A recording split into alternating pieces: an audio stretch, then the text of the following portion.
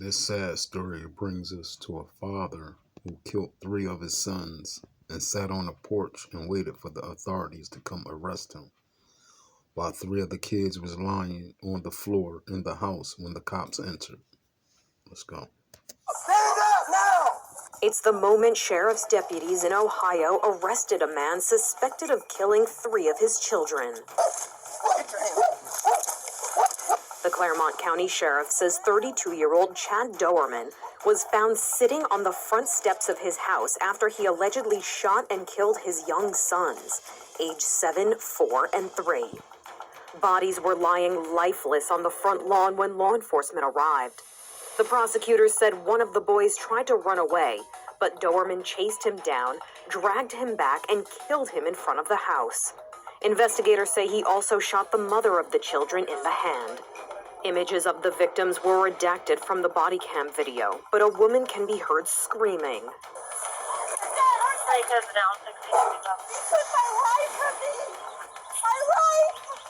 Bail was set for Doerman at $20 million.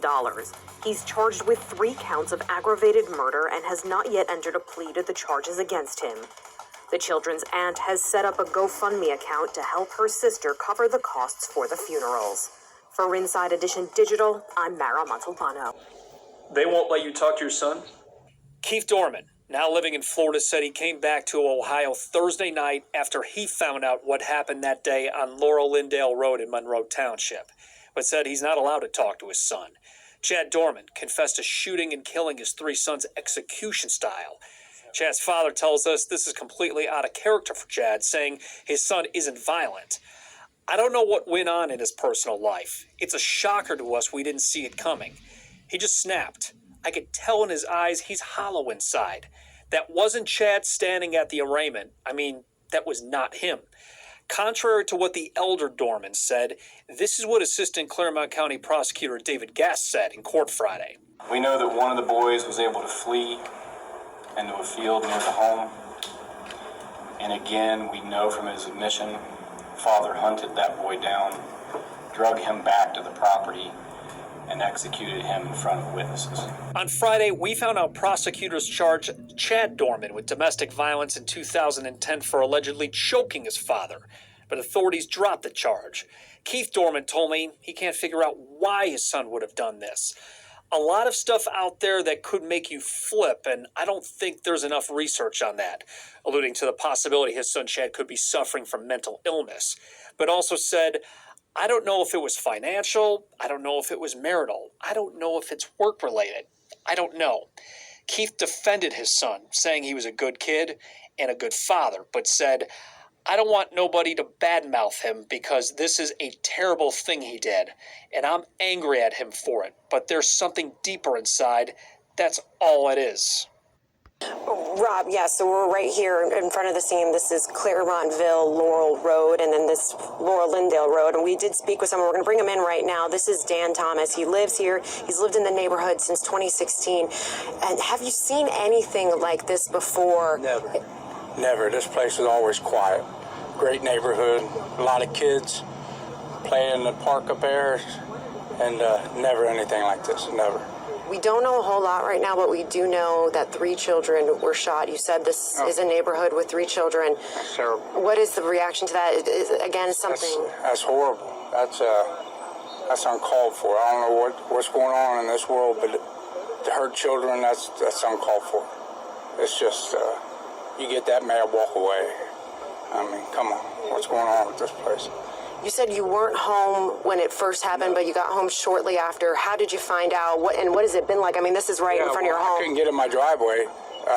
Ambulance pulled out so I could pull in, and then the police officer came up, and the only thing he told us was that there's been an incident and children were involved, but that was all I heard. I don't know anything else, and he just wanted to know if we'd heard anything, in which we hadn't, and my wife was home in time. She's in the house, but she didn't hear anything. So, yeah, it's just sad.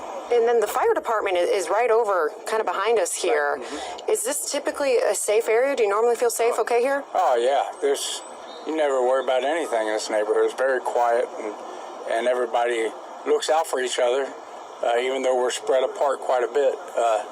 everybody still watches out for each other. So it's a great area. It's just an unfortunate situation. I don't know what happened. I haven't heard much at all, but hopefully if kids are hurt, they'll be okay. Hopefully, I don't know. Well, thank you very much. I'm sorry this is going on right in front of your house here. Yeah, but I mean, it is what it is, and hopefully everybody's okay. All right. Well, thank you very much, Dan, for your time. So again, we're still working to find out what happened, but we're going to send it back to you now. We're going to have an update from Chance right now, who's actually just on my left here over at near the fire station and cemetery where that media staging area is. So Chance, what have you found out so far? Well, Courtney, I actually just heard from the Claremont County Sheriff. He does not have any new information to give us currently, but he said he has staff back at their office quickly working to put together a press release, which is going to have more details. I did ask him specifically about the status of the children, the people, the 3 of them who are under the age of 18 who have been shot. But of course, he says he's going to get that press release together and give us more information. But I want you to I'm going to take a step out the way so you can get a better view, because we have a different vantage point than where Courtney King is located at. And from here, what I've been noticing and interesting, it's been watching this, is that we have seen this crime scene really at a standstill. I've not seen any vehicles of any type, whether it be an ambulance, a fire truck, a sheriff's deputy, an Ohio Highway State Patrolman.